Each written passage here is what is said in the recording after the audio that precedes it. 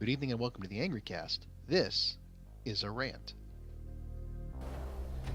So here we are once again for the last time playing Grand Theft Auto for double the points, double the money on the races, the transform races, if they will. And the sad and unfortunate part is this is probably the last video I will do in Grand Theft Auto 5. The Players Plus membership expired at the end of the year 2017, and I did not renew it because of the simple fact that, well, one, I don't have the money to really do that. Two, since YouTube is deciding to have this update the terms of service for the YouTube partnership program, and therefore I will not be able to monetize videos, there's really no return of investment for such a thing, because I mean, obviously I can't monetize any of these videos half the time just because they're Grand Theft Auto, regardless of whether I'm doing anything wrong. Like right here, I'm just racing. I don't care that it's going to take me 8 minutes per race because I wanted to get the maximum amount of points. So this isn't about the race; it's about me talking. So there's not going to be like it's me going around and doing normal GTA things. It's just me racing. But that's how YouTube works because they can. In fact, there was just an AP report out now that they're pulling ads from a lot of Logan Paul's videos because of a pattern of behavior. And it's, these bad actors, but they're punishing everybody. And it's not the people at the bottom that are causing the problem. It's the people at the top. We've had issues with PewDiePie in the past and remarks and certain subject matter, and he's like, oh, he's apologized, but he still has his monetized videos, and he even complained that we shouldn't be bitching about this, that this is a good thing. Well, he's part of the reason why we have these problems, and so is Logan Paul. And yet these people will continue to have their channels monetized after the rules go into effect, but people like myself who have less than 1,000 subscribers won't.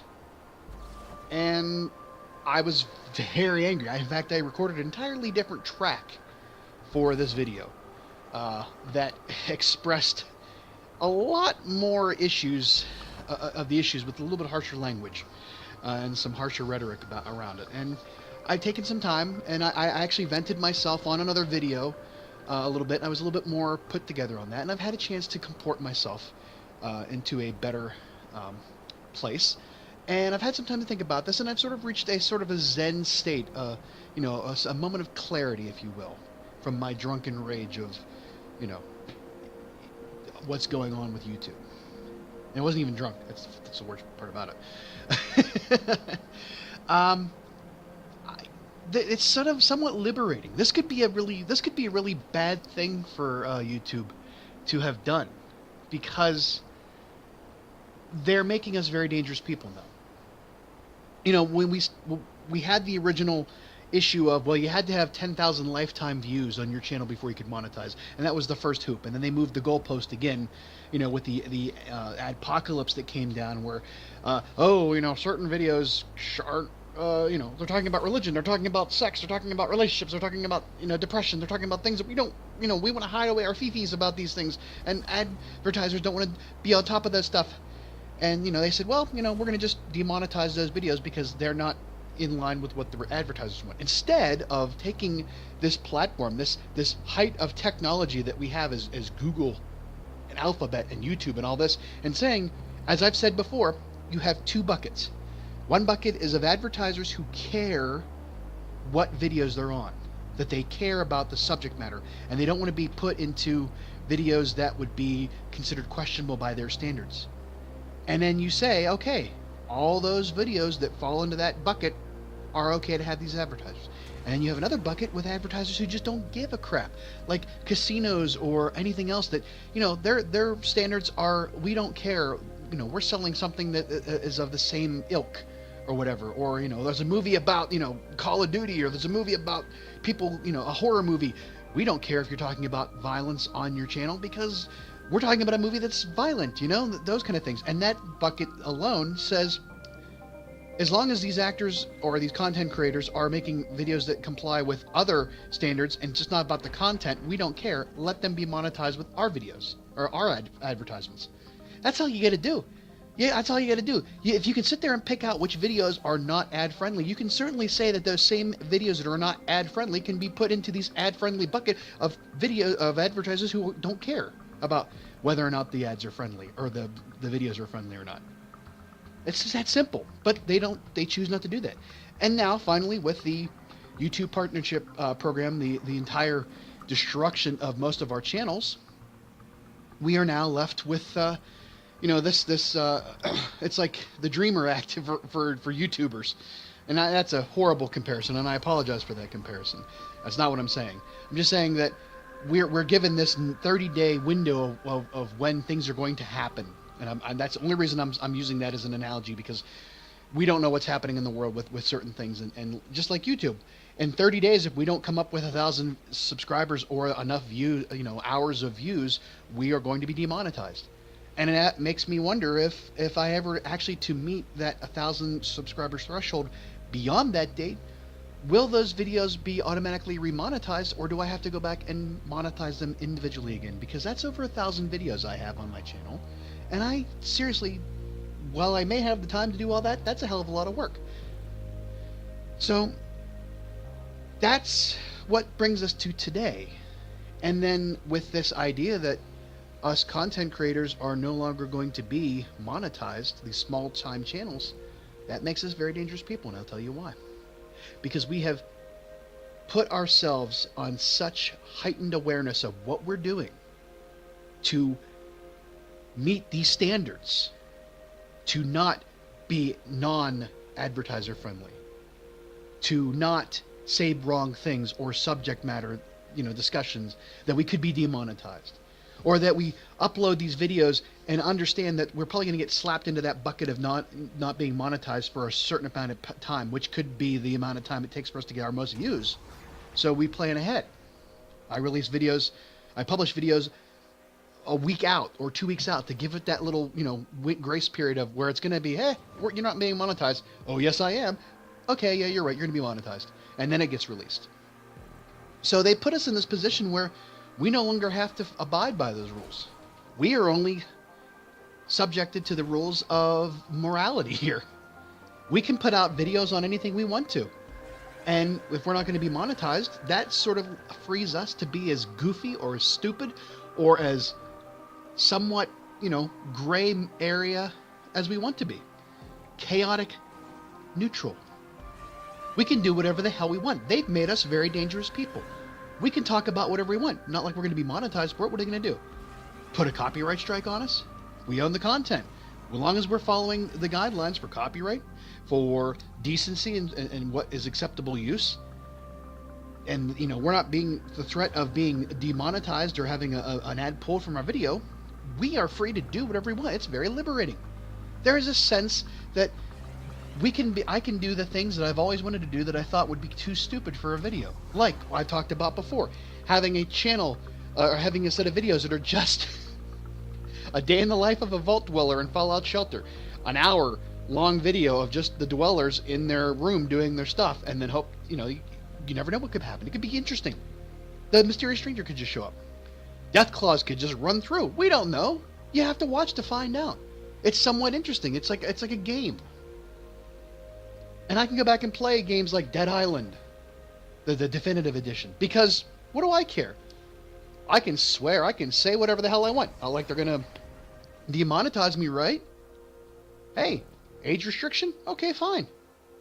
Nobody's going to watch it anyways. Why do I care if I'm swearing in it or saying bad words or making questionable comments? As long as I'm abiding by the rules of decency, not the rules of monetization, I can do whatever the hell I want.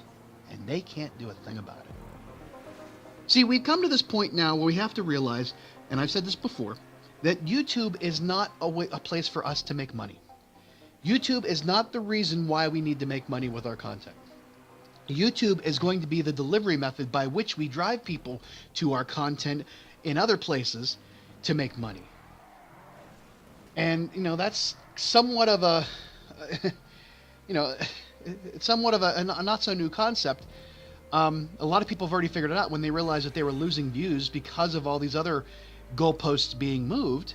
that our merchandise and our Patreon and our streaming and everything else happens elsewhere, but we use YouTube to advertise or to push to that other fact. We are in ourselves, we are in our own right, we are advertising for other means.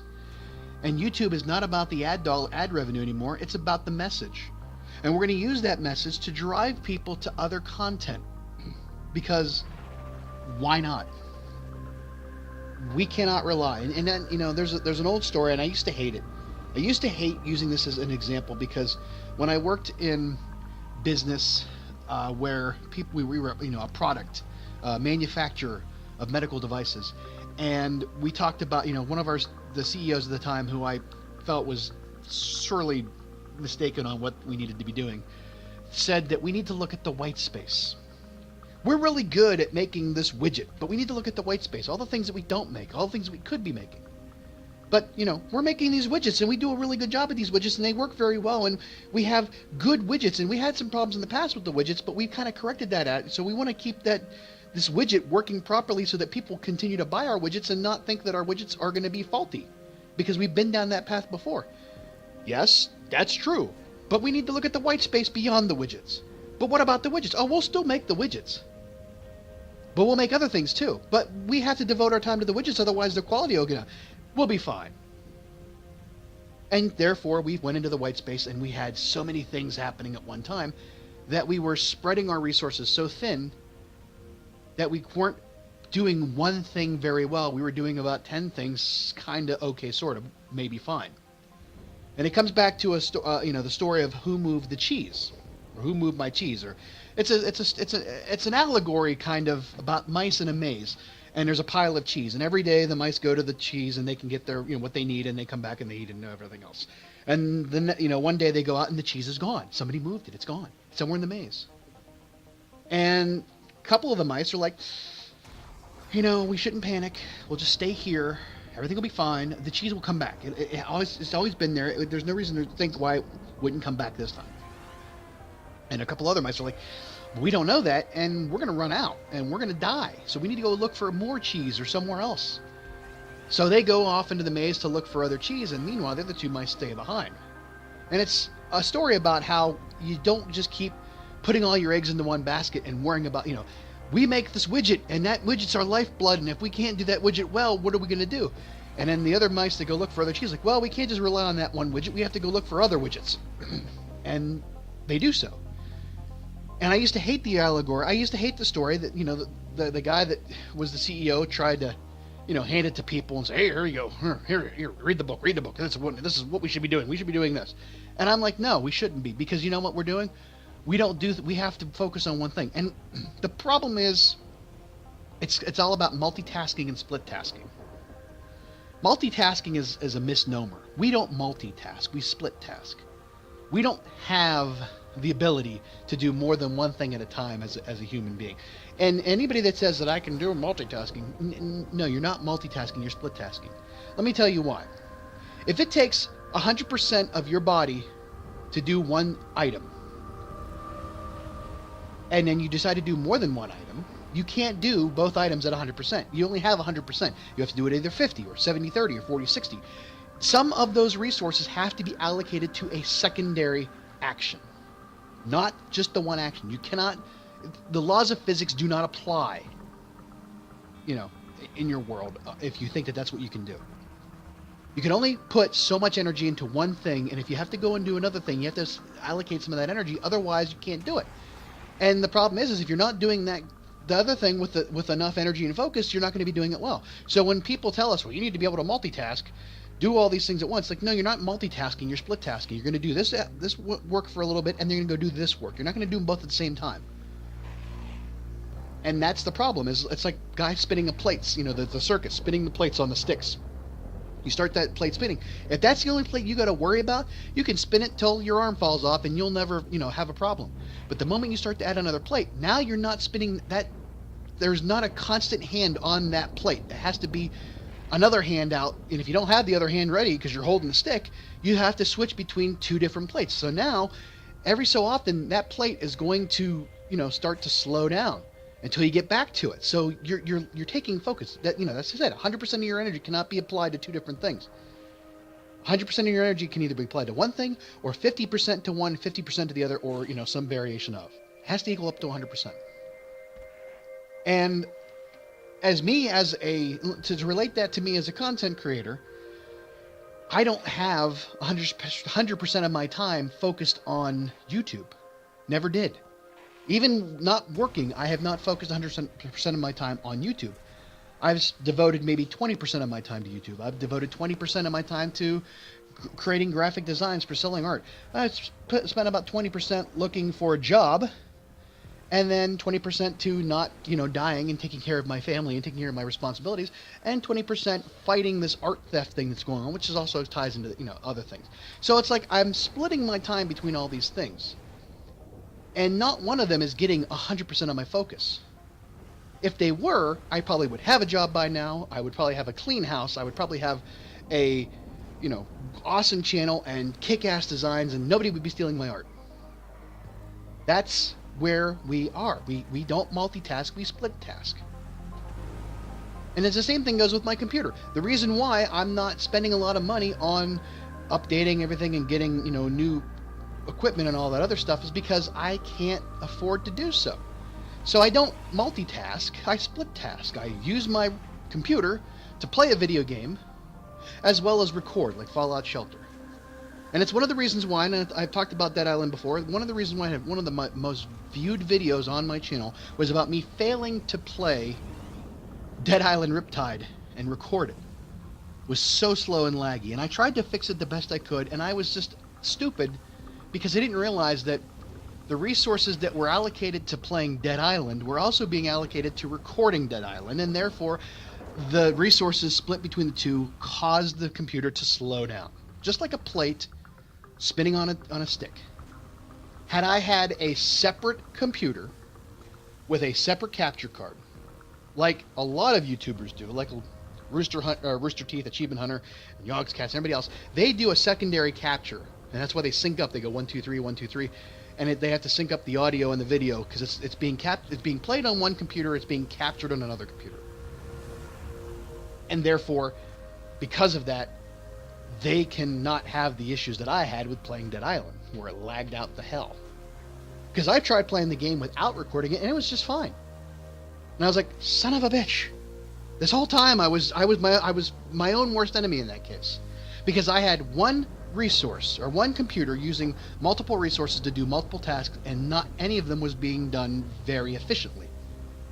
If I had a secondary capture card, or unit capturing my gameplay, I wouldn't have had that issue, but I didn't have the resources to do that. So therefore, I tried to do everything here, and I was splitting those tasks. It all comes back together again, and that's what it is. So YouTube is where I do my work. Actually, no, let me back that up. YouTube is the capture card in a secondary computer. The computer that I'm doing all the work on is my merchandising, my branding, my content everywhere else. The Angry Mongo International, whatever. YouTube is just going to be the driver for that. And I talked about those things, and it's like ad revenue would have been a nice idea. It would have been great, but we have to move beyond that. YouTube is not the platform for us to make money on. YouTube is a platform to drive people to our products, whether it be merchandise, whether it be our outside world, and everything else. It sells us. It doesn't pay us. And that's why it's going to make us very dangerous when they demonetize our ads or demonetize our videos, because now we can do whatever we want, and you know what? YouTube doesn't get any of the money of it. YouTube is going to lose money on this deal, because here's the thing. Us small content creators, if we've unlocked the way to keep doing what we're doing and not have to worry about being paid for it, if we figured out a way to get other resources and not split task, we will be using YouTube as a free service. And YouTube will host our videos on their infrastructure for free. And they will not get any money from us in order to do so. They will only get it from the people that they can monetize. And we've already seen the decline of people who are using those channels, the 1%ers, to be monetized. And that is going to be the shift in power at the top. The 1% who don't rely on YouTube to monetize their videos may decide to just not monetize them. They're already getting cash flow from other places. Hopefully, as a sign of solidarity, they'll just say, you know what, don't monetize my videos then. And then what will YouTube do? They'll start to see a slacking off of income coming from advertisers because there's just not that many videos they're being advertised upon. Here's the thing. Only 1%. I mean, you think about all the millions of videos and all the channels out there on YouTube. Think about who is creating the bulk of that content. It's those of us at the bottom that are trying to scramble to become known and get out there, and we're busting our ass to make these things work so that we don't have to be at the bottom. And you're taking the ad revenue away from that. You're taking the ads away from those videos, those majority of channels that produce a lot of the work. You really think you're going to get that much money from YouTube Red? You really think you're getting that much money from the 1% crowd, who are advertising upon? Hey, look, ad block is out there, man. Ad block is out there. Go ahead, use ad block. Forget what I've ever said in the past. Use ad block. What do we care? You're going to see all that revenue dry up because there's not going to be anybody on there that's going to have the videos with ads in front of them. The majority of us at the bottom are going to take that away from you. And we're going to start funneling people to other places to get our revenue on Patreon, Twitch, other platforms, merchandise, tickets for, meetups and stuff like that. Well, not me, but people will. So that's what they're doing. They're not realizing they're cutting their nose off to spite their face. They're going to ruin what good thing they had. Instead of actually fixing the issue, they're just blanket shaming everybody for a few bad apples. And that is not the way you should be doing things. They're not. If I could figure a way to correlate the split tasking into that idea, I would.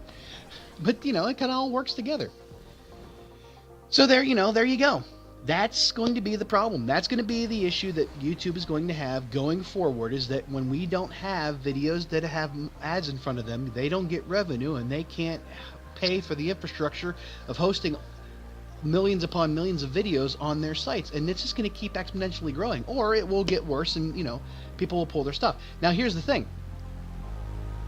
The only way that works out the other way is as if a multitude, and I mean I'm talking about more than you can think of in your head, number of channels, just delete their videos, download their videos and delete them from the site. That would free up the server space, and that would free up the infrastructure for YouTube as a mass exodus. I don't see that happening.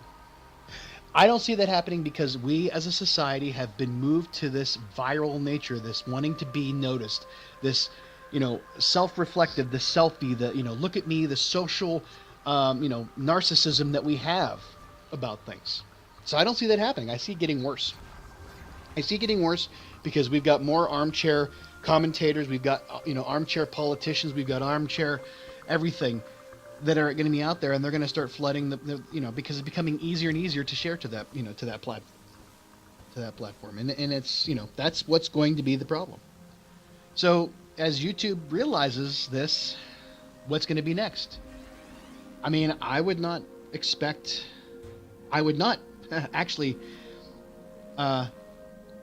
what's the word I'm looking for? I would not think that within a year, YouTube's going to be the same place as we know it today. In fact, I think within a year, you're going to see them start to charge people to have content on their channel. Those of us who have had content out there for years, they're going to come back and say, well, you want to use this as a service, you're going to have to, as a membership, as a subscription to YouTube. They'll figure out ways. And and I've noticed it in other places. The print-on-demand sites that I use, The terms of the service, of a shopkeeper, the agreement, the user agreement had changed multiple times because of the recession and because of the overhead and because of everything else. And they started making it more and more about them and less about the individual artists. And that's just how business works. That's just, MBA 101. You cut out the middleman. You get rid of, the overhead at the workers. The worker bees get less, and the shareholders get more. That's just how that functions. So you'll start to see where the ability for us to do certain things are going to go away unless we provide them with a, fee.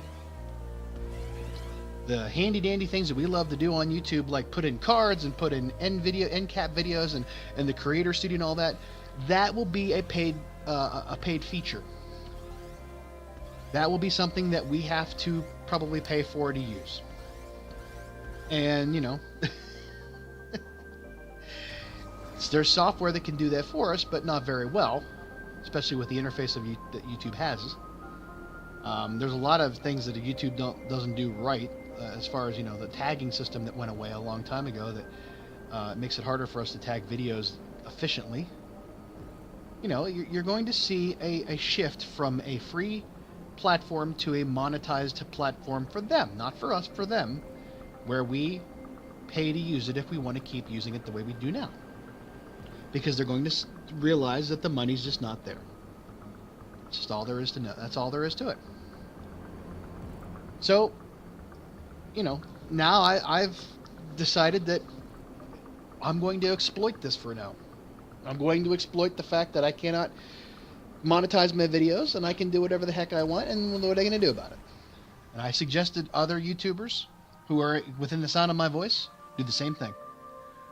Stick it to them where that hurts. I'm not gonna be angry about it.